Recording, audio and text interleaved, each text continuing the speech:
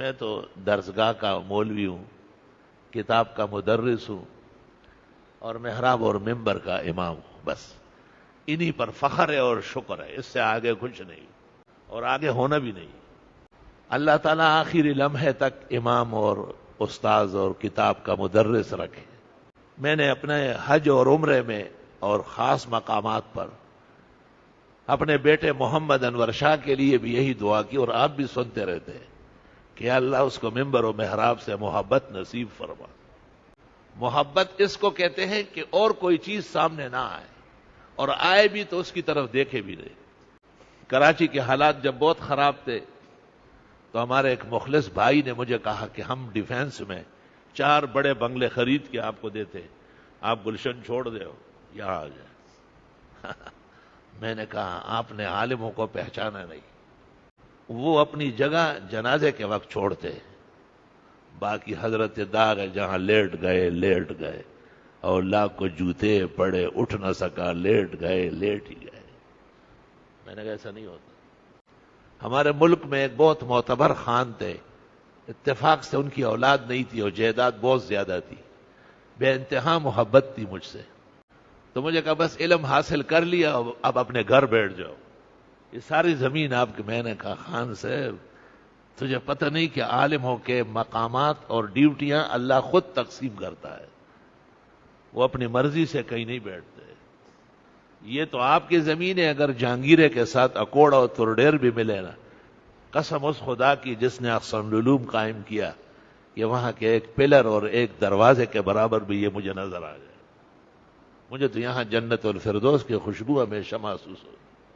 اللہ تعالیٰ نے میری زندگی ایسی بنائی کہ اگر میں 1 سال تک بھی گیٹ کے باہر نہ جاؤں تو کوئی ضرورت بھی نہیں، سارا نظام اور آپ جیسے محبت کے احباب مخلصین اللہ اندر ہی بھیج رہا ہے، اور ان کو اندر آنا بہت ضروری ہے۔ جب جنت الفردوس ہے تو جنت الفردوس کا مستحق ساری امت ہے۔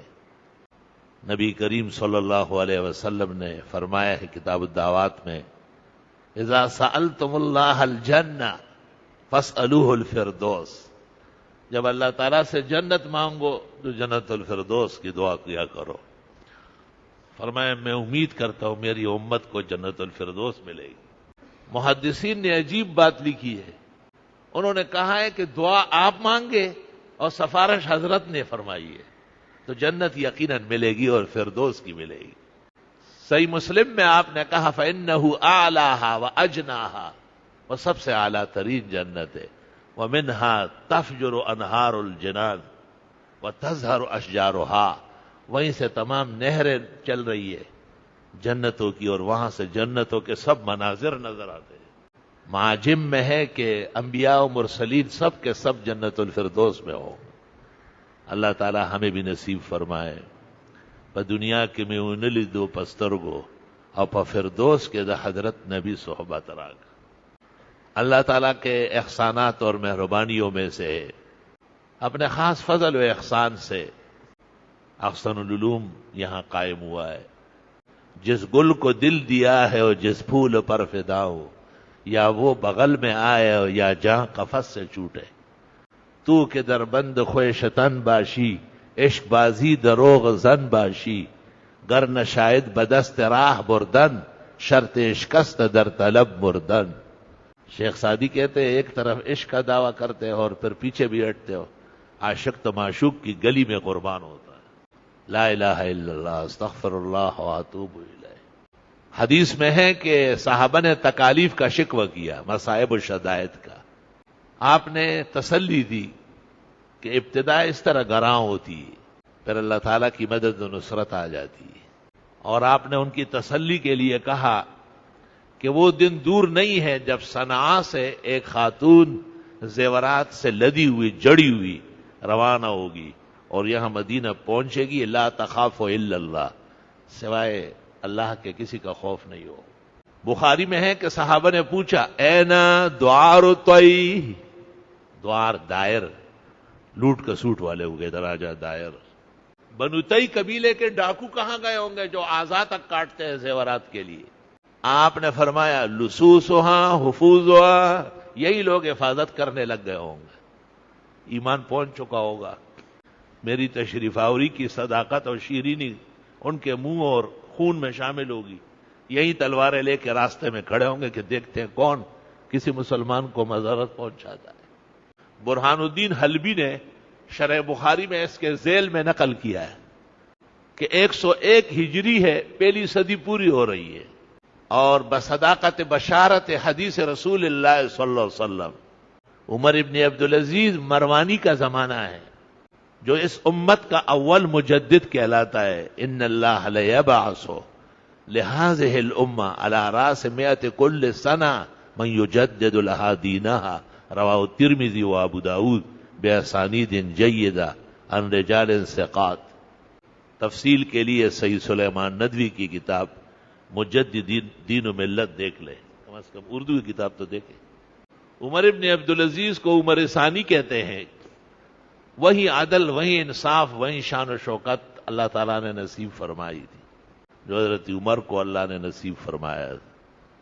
ان کا مصاحب خاص آیا اور خلیفہ سے کہا کہ ایک خاتون آئی ہے صنعاء سے اور سر سے پاؤں تک زیورات پہنی ہوئی ہے، اور وہ کہتی ہے مجھے امیر المومنین سے ملنا ہے۔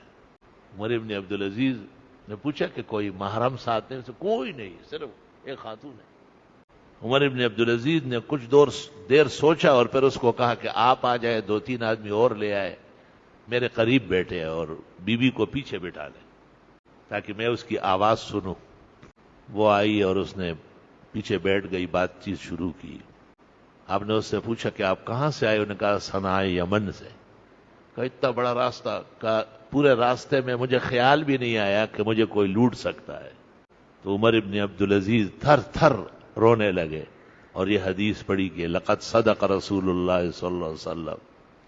آپ نے صحابہ کو تسلی میں کہا کہ ان قریب امن قائم ہو جائے گا، اور صنعاء یمن سے خاتون زیورات سے لدی ہوئی آئے گی، اور لا تخاف الا اللہ، سوائے اللہ کے کوئی خوف اس کو نہیں ہوگا۔ اور بنو تی قبیلے کے دوار اور لصوص جو ہے وہ حفوظ بن چکے ہوں گے۔ اللہم صلی وسلم علی النبی وعلی آلہ واصحابہ وبارک وسلم وسلم علیہ۔ بہرحال امت کو جس طرح ظاہری حیات کے طور پر روح کی ضرورت ہے، جان کی ضرورت ہے کہ آدمی زندہ رہے، جاندار رہے، کیونکہ اگر روح نکل جائے اور جان تلف ہو جائے تو جسم جتنا بھی قیمتی ہوگا وہ بے قیمت ہو جائے۔ السلام علیکم جی دوستو، آپ نے دیکھا اور سنا شیخ مفتی ظہور علی خان رحمۃ اللہ علیہ کو کہ شیخ مفتی ظہور علی خان رحمۃ اللہ علیہ کیا بیان فرما رہے تھے۔